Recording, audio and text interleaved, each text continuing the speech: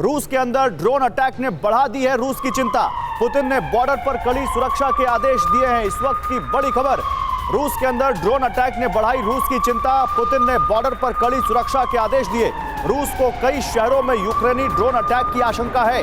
Border से Moscow तक रूस का डिफेंस सिस्टम सुपर एक्टिव हो गया है और शायद इसीलिए क्रीमिया पर हुए अटैक्स को उन्होंने नाकाम कर दिया, क्योंकि ये तो जानकारी आ रही है कि रूस को डर है ड्रोन अटैक्स के, और अब वो अटैक के डर सच साबित होते हुए वो डर सच साबित होता हुआ, क्योंकि क्रीमिया पर अगर 10 ड्रोन अटैक होते हैं इसका मतलब Ukraine is on full fledge war mood. वो लगातार इस अटैक को लेकर और खासकर ड्रोन्स को लेकर, क्योंकि सस्ता, टिकाऊ और बड़ा खतरनाक हमला है, उसको लगातार इस्तेमाल कर रहा है रूस के खिलाफ। एक और बड़ी खबर दिखाते हैं आपको। यूक्रेन के ड्रोन हमले से जुड़ा एक बड़ा खुलासा है।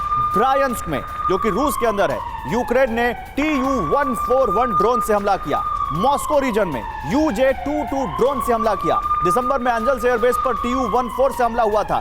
यानी ब्रायंस्क में जिस ड्रोन से हमला हुआ, उसी ड्रोन का इस्तेमाल उस वक्त हुआ था जब रूस के एंजल्स एयरबेस पर हमला किया गया था और ड्रोन का इस्तेमाल किया गया था। आइए आपको जानकारी इन ड्रोन्स के बारे में देते हैं। ये ड्रोन्स आप देखिए, ये क्या खासियत है इनकी, क्या कर सकते हैं। ये आपके सामने एक प्रोटोटाइप हमने रखने की कोशिश की, ग्राफिकल प्रोटोटाइप Tu-141 का। लंबाई 47 फीट, आदमकद यानी उससे भी बहुत ज्यादा, विंग स्पैन 12 फीट, ऊंचाई 8 फीट, वजन 6250 किलो, रफ्तार 1100 किलोमीटर प्रति घंटे की, क्रूज स्पीड इसकी 1000 किलोमीटर प्रति घंटा और रेंज है 1000 किलोमीटर की। यह ड्रोन जिसका इस्तेमाल किया गया। इसके अलावा UJ-22 यूक्रेनी ड्रोन, वो भी दिखाते हैं आपको वो कैसा दिखता है। ये देखिए, ये ड्रोन स्पीड 160 किलोमीटर प्रति घंटे की, क्रूज स्पीड 120 किलोमीटर प्रति घंटे की, रेंज 800 किलोमीटर है और पे लोड है 10 किलो का। और ये दोनों ड्रोन्स का इस्तेमाल हुआ है और इसका पहले भी इस्तेमाल किया गया, ये जानकारी आ रही है। जनरल सिवाच, तो क्या ये माने कि यूक्रेन ने अब अपने ड्रोन्स का गोदाम खोल दिया है? और बड़ी बात यह है कि वो केवल वॉर जोन वो नहीं जो यूक्रेन और रूस बॉर्डर पर है, रूस के अंदर तक जा रहा है। हाँ बिल्कुल, देखो गौरव, ये समझना पड़ेगा कि जो रूस ने हमला किया है यूक्रेन पे, वो रॉकेट्स और मिसाइल से किया है और उसका पास इतने रॉकेट और मिसाइल नहीं हैं आज की तारीख में यूक्रेन में। तो यूक्रेन जो बदला ले रहा है वो ड्रोन से कर रहा है। Tu-141 और ये UJ-22 जिनकी रेंज करीब 1000 किलोमीटर तक है, ये मॉस्को तक पहुंच सकते हैं। और ये एक स्वॉर्म ड्रोन का भी तरीका है। एक ड्रोन नहीं, 5 से 10 ड्रोन इकट्ठे जाते हैं, क्योंकि ये सस्ते हैं, सटीक हैं और ये टारगेट को हिट करते हैं। तो इसके लिए एयर डिफेंस सिस्टम होना बड़ा मुश्किल है। अभी तक हमने काउंटर ड्रोन की स्ट्रेटेजी वर्ल्ड में इतनी पुख्ता नहीं बनी है। तो ड्रोन एक बहुत ही सक्रिय है और बहुत ज्यादा नुकसान कर रहे हैं मॉस्को पे। और अभी तक जो लड़ाई थी वो यूक्रेन में थी, अब जो लड़ाई है वो रशिया में भी चली गई। जिस प्रकार से यूक्रेन अब जो एंग्लिस में किया था, किरित ब्रिज को उड़ाया था, अब 500 किलोमीटर के डीप इनसाइड चला गया है यूक्रेन रूस में। तो ये लड़ाई जो किस पहलू जाएगी इसका कहना बड़ा मुश्किल है।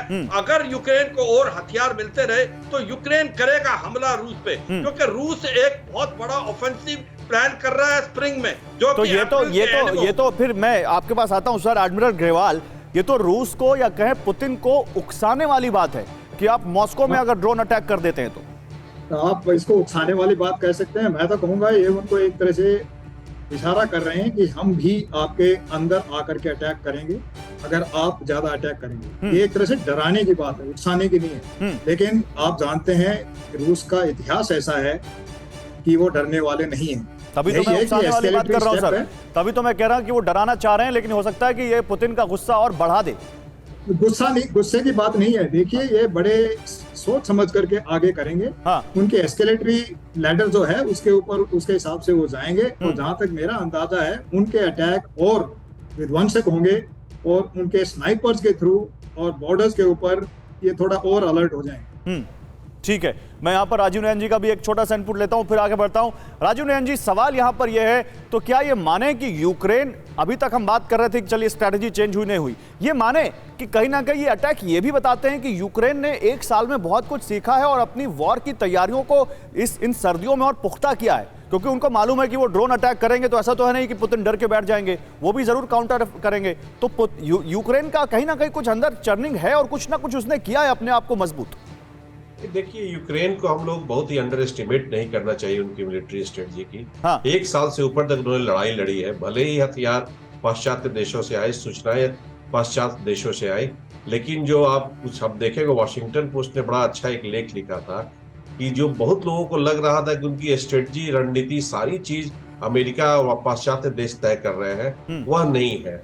वह उनका जो खुद का अपना इंडिजिनस जो नॉलेज सिस्टम है, उसने उनको काफी मदद किया। उन्होंने प्लानिंग भी अच्छी की है और साथ साथ उन्होंने माना कि अभी चूंकि उनके पास कई महत्वपूर्ण हथियार जैसे एडवांस्ड एयरक्राफ्ट, फाइटर एयरक्राफ्ट नहीं है, और अगर आ भी जाते हैं तो उन्हें एक माना जा रहा है कि करीब 18 महीने तो उन्हें ट्रेन करने में लगेंगे। तो ऐसी स्थिति में जो उनके पास अवेलेबल वेपन्स है, उसी को वो अपना स्ट्रेटेजाइज करके उन्होंने अच्छी लड़ाई लड़ी है। इस बात, भले रूस हमारा दोस्त है, हम सब की सहानुभूति हो सकती है, जिसने अच्छा काम किया उसकी तारीफ करनी चाहिए। और यूक्रेन के सैनिक अगर अपने देश के लिए लड़ रहे हैं तो उसमें कौन सी गलत बात है? कोई भी सैनिक अपने देश के लिए लड़ेगा और अपने देश की रक्षा करेगा, और अगर वो अच्छा कर रहे हैं तो उसकी भी तारीफ होनी चाहिए। ये तो दुनिया को तय करना है कि ये जंग किसने थोपी, किसकी वजह से हो रही है और कौन इसमें विलन है। लेकिन बात अगर युद्ध कौशल की हो रही है तो जैसा आप कह रहे हैं वो मानना पड़ेगा, क्योंकि लोग ये कह रहे थे कि चींटी और हाथी की जंग है, और चींटी अगर दूसरों के हथियारों के सहारे भी लड़कर 1 साल से इस वॉर में टिकी हुई है तो कुछ तो उनके अंदर होगा।